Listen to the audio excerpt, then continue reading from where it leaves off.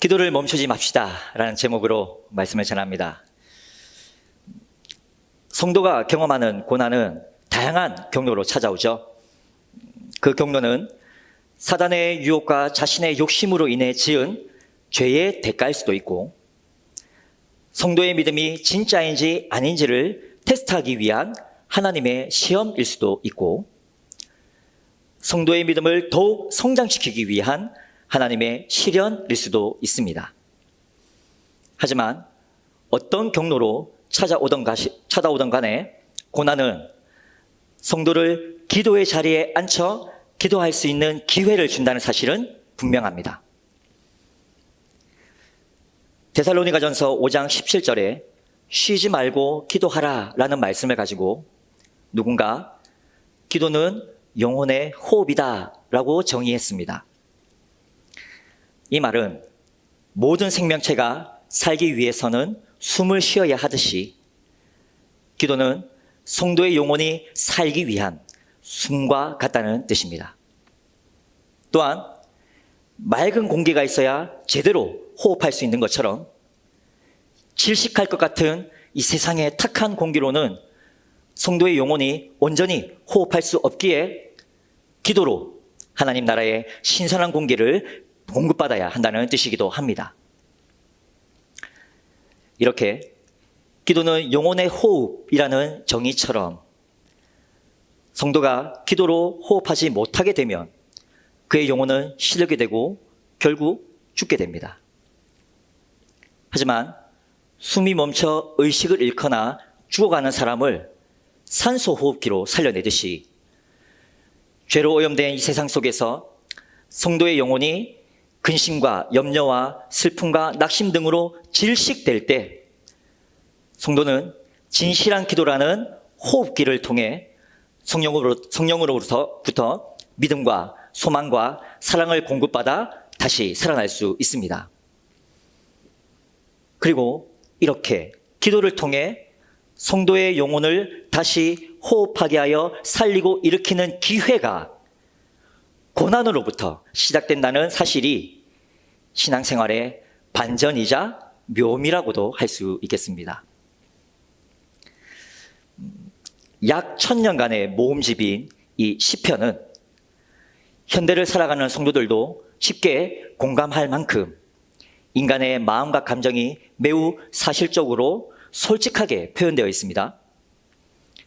그래서 자기 자신의 죄를 고백하고 원수를 사랑하라 라는 가르침을 받아온 현대의 그리스도인들에게 이 시편 저자들이 보여주는 마음과 감정의 솔직한 태도는 가끔 이해하기 어려운 부분이 있기도 합니다. 하지만 한글 성경이 시편이라고 번역한 히브리어 성경의 제목이 본래 찬양들이라는 뜻입니다. 이 사실을 생각할 때 시편의 내용은 이 시대의 성도들에게 하나님을 찬양해야 할 진정한 이유와 목적을 가르쳐줌과 동시에 자신의 마음과 감정과 생각을 있는 그대로 솔직하게 하나님께 올려드리는 진실한 기도, 그리고 그 기도에 응답하시는 하나님에 대한 소망과 확신에 찬 기도에 대해서 가르쳐줍니다. 오늘 우리가 읽은 이 시편 6편은 고난 중에 침묵하시는 하나님을 향한 다윗의 마음과 감정이 솔직하게 표현된 기도입니다. 하지만 단지 자신의 신세를 한탄하는 인간적인 넋두리나 하소연으로만 끝나는 것은 아닙니다. 이 기도문을 통해 고난 중에 있는 다윗이 하나님께 나아가는 태도는 어떠하였는지, 그의 기도는 어떤 내용이었는지, 그리고 그 기도를 통해 그에게 어떤 변화가 일어나는지를 한번 살펴보려 합니다. 그리고 이를 통해서 성도가 드려야 할 진실한 기도란 어떤 것인지 배우고 우리 각자의 자리에서 기도하는 가운데 우리 영혼이 하나님 나라의 맑고 신선한 공기를 공급받아 제대로 된 생명의 숨을 쉬게 되어 다시 살아나고 다시 일어나게 되기를 간절히 소망합니다. 자, 앞서 말씀드린 것처럼 고난은 성도를 기도의 자리에 앉게 하는 기회를 줍니다. 그리고 고난 중에 드리는 성도의 기도는 하나님을 새롭게 만나는 통로가 됩니다. 이런 점에서 보면 고난은 영적인 기회라고도 말할 수 있습니다. 그런데 고난 중에 드리는 기도에 하나님이 신속히 응답하지 않으신다고 느껴질 때가 참 많은 것 같습니다. 왜일까요? 하나님의 때와 내가 바라는 때가 다르기 때문입니다. 그리고 하나님의 방법과 내 방법이 다르기 때문입니다. 그래서 우리는 자주 하나님의 침묵을 경험합니다.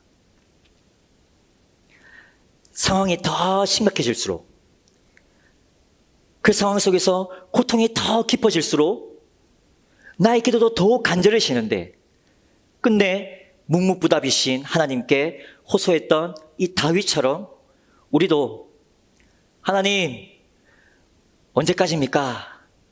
라고 호소하고 싶을 때가 있습니다.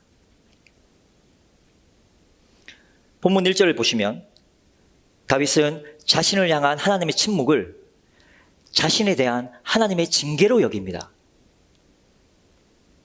하나님이 책망하고 꾸짖기 위해서 자신을 고난 가운데 그냥 내버려 두고 있다고 생각하는 겁니다.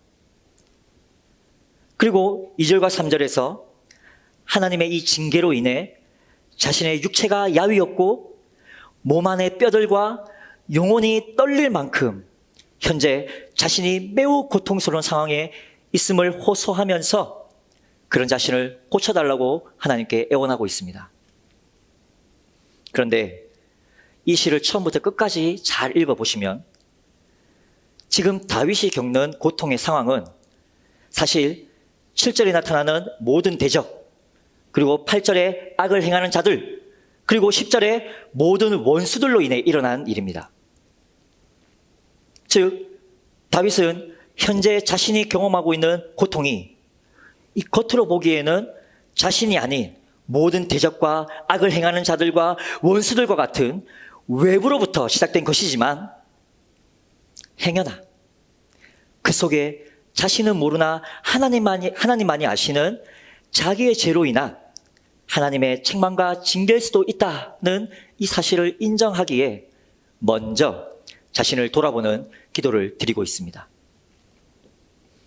그런데 우리는 3절에 여호와여 어느 때까지입니까? 라는 이 다윗의 호소가 한번 빡시게 기도한 후에 아무 응답이 없는 상황에서 성급하게 튀어나온 인간적인 불평이나 불만이 아니라는 것을 알아야 합니다.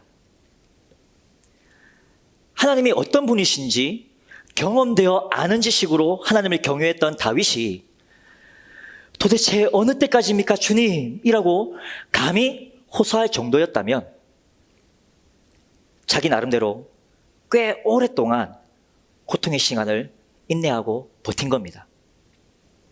그런데 버티다가 도저히 안 돼서 너무 힘들고 아파서 하나님, 이 고통이 도대체 언제까지입니까? 이제 더 이상 견디기 힘듭니다. 언제까지 제게 침묵하시는 겁니까 주님? 이라고 하나님께 절규하고 있습니다. 그래서 다윗은 4절과 5절에서 더 이상 지체하지 마시고 구원을 달라고 하나님께 요청합니다. 자신의 죄 때문일 수도 있다라는 그런 움츠림 속에서도 이렇게 구원을 요청할 수 있는 이유는 4절에 나타난 주의 사랑, 곧 여호와 하나님의 약속의 사랑과 인자와 자비를 의지했기 때문입니다. 이어서 다윗은 6절과 7절에서 자신으로서는 도저히 어찌할 방법이 없어서 지친 몸과 마음으로 하염없이 눈물을 흘리며 침대와 이불을 적시고 있고 그 눈물 때문에 앞이 보이지 않을 정도로 점점 쇠약해지고 있는 자신의 형편을 다시 하나님께 아뢰는 후 기도를 마무리합니다. 우리도 이와 같은 상황을 개별적이든 아니면 복합적이든 경험했었거나 현재 경험 중이거나 앞으로 경험하게 될 수도 있습니다. 우리의 두 눈으로 보기엔 나와 상관없는 외부적인 이유로 자신이 고난에 처한 것이 분명해 보여서 억울할 때가 있습니다. 또는 어떤 경로로든 닥쳐온 고난 때문에 몸과 마음과 영혼이 오랜 시간 동안 큰 고통 가운데 머무르게 될 수도 있습니다. 그리고 이러한 고난 중에 겪는 극심한 육적, 심적 고통 때문에 하나님께 나와 기도했으나 묵묵부답이신 하나님으로 인해 자신이 하나님께 버림받았다거나 자신이 하나님과 아무 상관이 없는 것처럼 느껴짐으로 인해서 두렵고 외로울 때도 있습니다. 그래서 하나님의 침묵이라는 징계가 혹시 자신의 죄 때문일 수도 있다는 죄책감 때문에 자신을 돌아보는 회개의 자리로 나아갈 때도 있습니다. 하지만 여전히 묵묵부답이신 하나님 앞에 불평도 해보고 원망도 해보면서 더 이상 견딜 수 없을 때까지 버티다가 지치고 쇠약해진 몸과 마음으로 작은 믿음의 눈을 들어 겨우겨우 하나님의 약속의 사랑을 의지하여 말없는 눈물과 신음으로 하나님의 구원과 도움을 요청할 때도 있습니다. 그렇다면 이와 같은 고난과 고통의 상황 속에서 다윗이 보여준 모습을 통해 오늘 우리가 배워야 할 태도는 무엇일까요? 먼저 자신이 고난에 처한 이유가 무엇이든지 하나님 앞에서 자신을 먼저 돌아보는 태도를 배워야 합니다. 본문의 시를 끝까지 잘 읽어보면 다윗이 처한 고난과 아픔이 자신이 아닌 외부적인 이유로 일어나는 것임을 알 수 있다고 말씀드렸습니다. 그렇다면 충분히 자신의 억울함을 먼저 토해낼 수도 있었지만 오히려 다윗은 하나님 앞에서 자신을 먼저 점검합니다. 이것은 모든 일이 무조건 다 나 때문이야 라고 자신을 자학하는 것이 아니라 어떤 상황에서도 하나님 앞에서 자신을 먼저 돌아보고 점검하는 겸손한 신앙 태도를 가졌다는 말입니다. 그리고 다윗의 이러한 태도는 기도 가운데 심경의 변화가 일어나는 8절 전까지 유지되어서 자신을 괴롭게 하는 타인이나 상황에 대한 불평과 불만이나 원망을 자신의 입 밖으로 꺼내지 않는 다윗의 모습을 발견할 수 있습니다. 다음으로 하나님께 가까이함이 가장 큰 복이라는 사실을 배워야 합니다. 다윗에게 가장 큰 고통은 그 무엇보다 하나님의 침묵, 곧 하나님으로부터 분리되었다고 느끼는 것이 가장 큰 고통이자 저주였습니다. 이것을 뒤집어 말하면 다윗은 하나님께 가까이 붙어 있는 것이 가장 큰 복임을 알았다는 말입니다. 다윗은 해결되지 않는 상황보다 하나님과 상관없는 사람이 된 것 같은 자신의 처지에 더 고통스러워했습니다. 이 모습은 예수께서 십자가를 거부하셨던 진짜 이유를 떠올리게 합니다. 할 수 있거든 이 잔을 내게서 옮기시옵소서라고 고통 중에 기도하셨던 예수님의 기도는 겉으로 보기에 예수님도 인간으로서 십자가의 육체적 고통과 아픔을 견디기 힘드셨다고 이해할 수도 있지만 영적으로 보면 하나님의 아들이자 하나님과 하나이셨던 예수께서 죄인의 몸을 입고 십자가 위에 죽음으로 거룩하신 아버지 하나님과 잠시라도 떨어지게 된다는 사실이 예수님에게는 하나님의 명령을 거부하고 싶을 만큼 가장 큰 고통이었다는 말입니다. 이처럼 하나님께 가까이함이 성도의 인생의 가장 큰 복이라는 사실을 우리는 알 수 있습니다.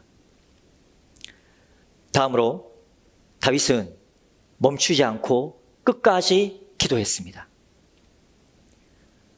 눈에 보이는 상황은 여전히 변함없이 그대로였지만 자신의 생각보다 더 오래 지체되고 있는 하나님의 침묵에 혹시 내가 하나님께 버림받은 걸까? 라는 두려움과 고통으로 몸과 마음이 쇠약해져서 더 이상 말할 힘도 없이 눈물과 신음으로 나날을 보내고 있었지만 다윗은 끝까지 기도를 멈추지 않았습니다.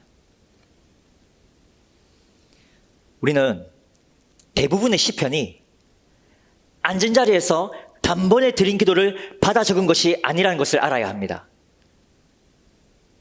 짧은 시편의 구절이라도 그 속에는 오랜 기다림과 오랜 버팀의 시간이 응축되어 있다는 사실을 시편을 읽으실 때마다 꼭 기억하셔야 합니다.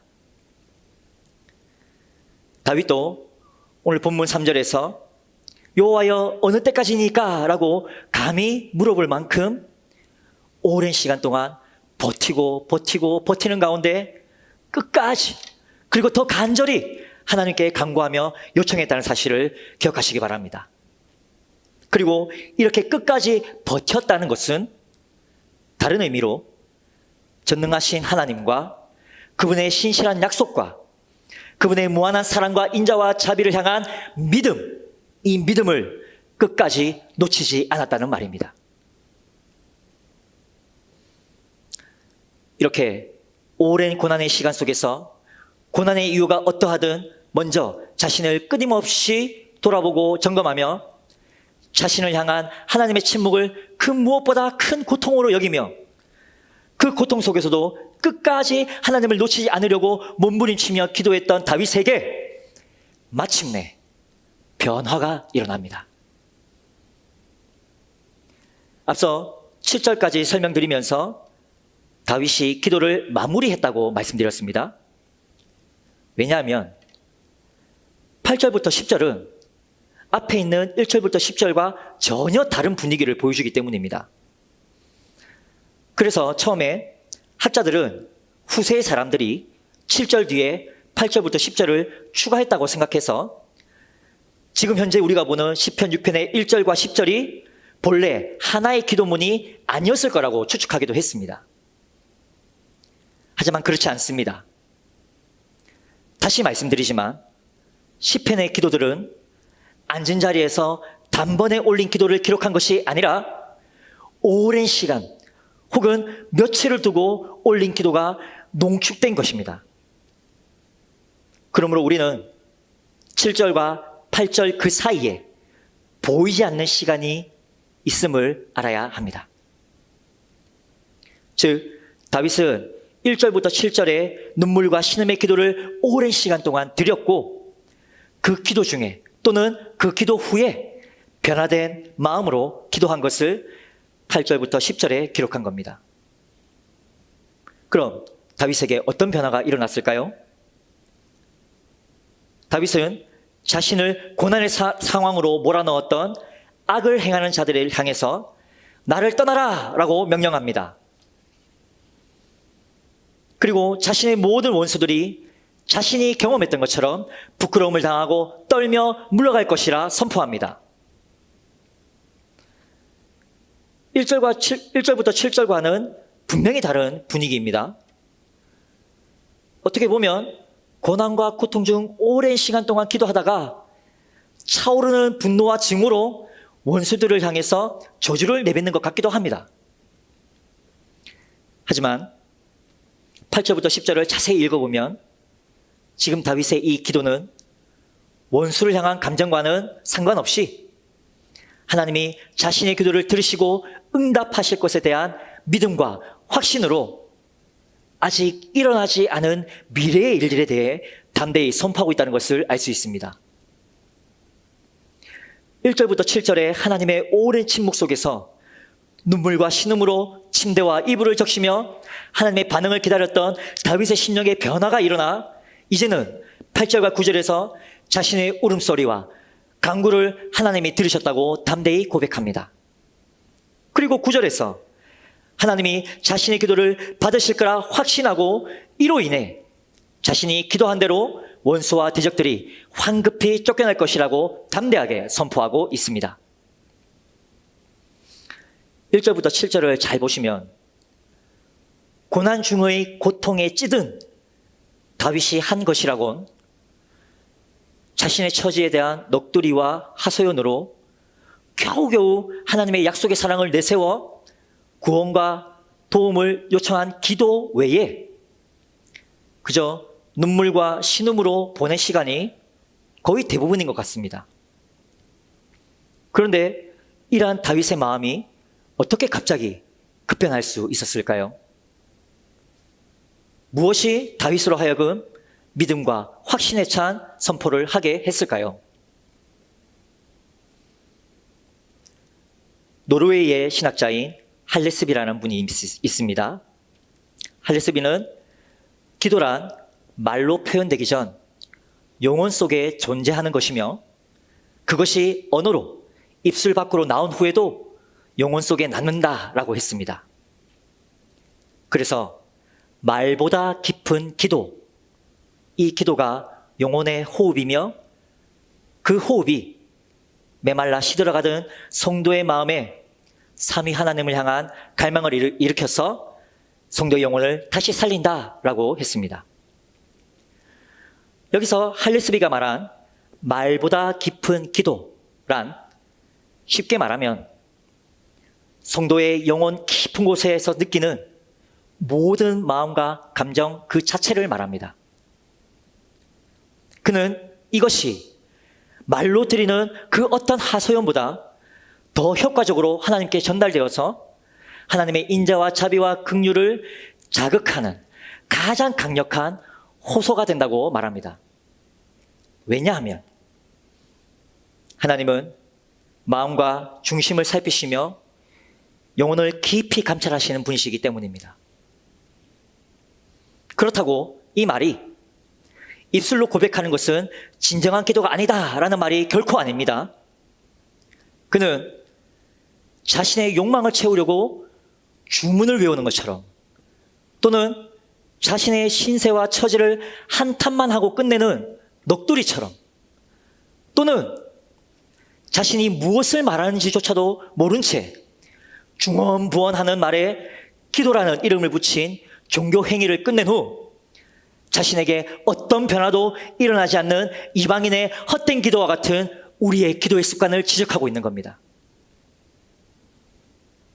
오히려 그는 많은 말을 하지 않아도 모든 마음과 감정 그 자체, 즉 말보다 깊은 기도로 하나님 앞에 솔직하게 있는 그대로 나아가는 것, 그리고 그런 기도의 자리를 끝까지 지키는 것이 진실한 기도의 비결이자 원동력이라고 말하고 있는 겁니다.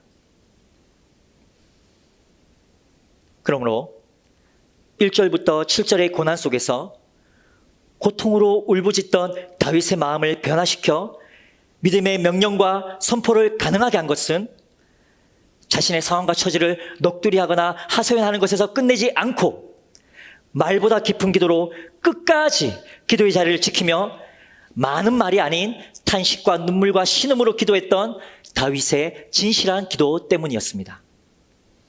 그리고 그는 오랜 시간 멈추지 않는 이 기도 가운데서 서서히 하나님을 향한 믿음이 회복되었고 이 회복된 믿음을 통해 아직 일어나지 않은 일들을 이미 일어난 일처럼 선포할 수 있었던 겁니다.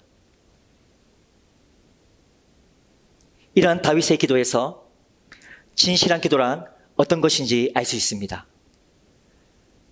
진실한 기도는 첫째, 자신의 마음을 변화시키고 믿음을 회복시킵니다. 진실한 기도는 눈에 보이는 것에 사로잡혀 있던 상태에서 벗어나 눈에 보이지 않는 하나님의 손길에 눈뜨게 합니다. 오늘 우리가 찬양 드리기 전 함께 읽었던 시편 145편 18절과 19절의 말씀처럼 하나님은 당신에게 진심으로 간구하는 자와 가까이 하시며 당신을 경외하는 자들의 기도를 들으시고 그의 소원을 이루시며 구원하시는 분이십니다. 이런 의미에서 다윗이 자신의 기도에 하나님이 침묵하신다고 느낀 것은 자기 눈에 보이는 것에 붙들려서 가까이 계신 하나님을 보지 못한 것일 뿐 하나님이 정말로 침묵하신 것은 아니라고 말할 수 있습니다. 어쨌든 다윗은 하나님의 침묵이라는 징계의 고통으로 인해 기도의 자리에서 많은 시간 동안 눈물을 흘렸고 몸과 마음이 피폐해졌으며 영혼은 시들었습니다. 하지만 인자와 자비와 사랑의 하나님은 그의 기도와 눈물로 다윗의 마음의 눈을 씻으시고 하나님을 바라보게 하셔서 하나님을 향한 다윗의 믿음을 다시 회복시켜 주셨습니다. 이렇게 믿음은 눈을 감고 하나님을 보는 것입니다. 그래서 사도 바울도 고린도후서 5장 7절에서 이는 우리가 믿음으로 행하고 보는 것으로 행하지 아니함이로라 라고 고백했습니다. 이렇게 진실한 기도는 기도자의 마음을 변화시켜 하나님을 새롭게 만나게 하고 그분의 주권에 대한 믿음을 회복시킵니다. 그러나 아무리 기도해도 마음의 변화가 일어나지 않는다고 해서 기도를 포기하면 안 됩니다. 녹돌이나 하소연을 하더라도 기도의 자리를 끝까지 지켜야 합니다. 끝까지 기도하면 하나님은 그 녹돌이와 하소연조차도 진실한 기도로 바꾸셔서 먼저 나를 변화시키시고 당신을 향한 나의 믿음을 다시 회복시키셔서 눈에 보이는 상황에 눈을 감을 때 눈에 보이지 않는 하나님을 더 신뢰하게 하시고 그분의 일하심을 더욱 뚜렷하게 보게 하실 줄 믿습니다. 아멘. 진실한 기도는 둘째로 기도 응답에 대한 소망과 확신을 낳습니다. 다윗은 진실한 기도로 하나님의 주권에 대한 믿음이 회복되자 낙심과 절망 가운데서도 회복됩니다. 이것을 바꿔 말하면 소망이 생겼다는 겁니다. 1절부터 7절의 다윗의 기도말에 나타난 그의 마음과 감정을 다시 한번 헤아려 보십시오. 소망이 없었습니다. 그런데 진실한 기도로 마음이 변하여 믿음이 회복된 후 기적처럼 그에게 소망이 생겼습니다. 소망이 생긴 후에 8절부터 10절의 그의 기도말을 다시 한번 헤아려 보십시오. 확신에 가득 차 있습니다. 근심과 걱정은 더 이상 찾아볼 수 없습니다. 소망이 생긴 이후 다윗은 더 이상 눈물로 침상을 적시지 않았을 겁니다. 식음을 전폐했던 그는 몸과 마음을 추슬러 다시 음식을 먹기 시작했을 겁니다.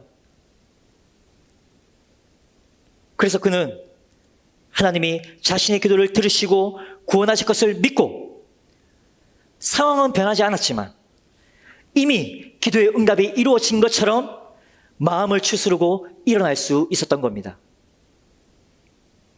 이것은 하나님에 대한 소망이 없으면 절대 불가능한 일입니다.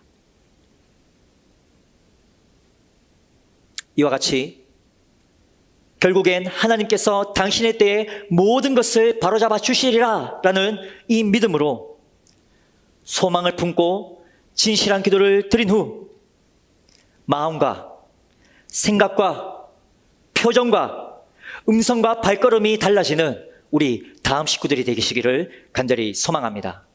아멘. 이제 말씀을 정리하겠습니다. 오늘 주신 이 말씀에서 1절부터 7절에 나타난 다윗의 무력감을 우리는 분명히 느낄 수 있었습니다. 그러나 우리는 이 시가 무력감에 젖어 넋두리와 하소연으로만 끝낸 시가 아니라는 사실 또한 분명히 알았습니다. 그리고 8절부터 10절에서 완전히 다른 사람이 된 것 같은 다윗의 확신 또한 분명히 느꼈습니다. 다윗은 이 시를 통해 하나님을 향한 자신의 믿음과 기도에 응답하실 하나님에 대한 자신의 소망을 분명하게 고백하고 있습니다. 그러므로 7절과 8절 사이에 기록되지도 않았고 보이지도 않고 들리지도 않는 다윗의 시간이 분명히 있었다고 말하는 겁니다. 저는 그 시간이 지친 몸과 마음으로 하나님 앞에 말없이 나아가 눈물과 신음으로 번복된 기도, 즉 말보다 깊은 기도로 기도의 자리를 지킨 시간이라고 생각합니다. 그 시간을 얼마 동안 보냈는지는 알 수 없지만 말보다 깊은 기도를 드렸던 시간과 그 자리와 그 눈물은 진실한 기도가 되었습니다. 결국 하나님은 다윗의 마음을 변화시키셨고 그의 믿음을 회복시키셨으며 그에게 소망과 확신을 주셨습니다. 오늘 주신 이 말씀을 의지하여 지금 나의 상황과 상태가 어떠하든지 기도를 멈추지 맙시다. 오늘 우리에게 주어진 기도의 시간은 또 하나의 영적인 기회일지도 모릅니다. 이 기도의 자리에서 내가 믿고 경험하여 고백하는 하나님을 부릅시다. 그분 앞에서 자신을 돌아보고 하나님이 아니면 온전히 살 수 없는 연약한 육신과 마음의 상태를 솔직하게 고백합시다. 그러나 혹시 지금 자신의 상태가 이러한 고백조차 입 밖으로 내기 힘든 상황이라면 말보다 깊은 기도로 자신의 마음과 감정과 생각을 있는 그대로 하나님께 쏟아놓읍시다. 이렇게 진실한 기도를 드리는 이 자리에서 마음과 생각이 변화되어 하나님을 향한 믿음이 회복되고 그 회복된 믿음이 낳은 소망과 확신을 가지고 하나님과 사람을 향한 사랑을 실천하게 되는 우리 다음 식구들이 되시기를 원하고 바라고 기도합니다.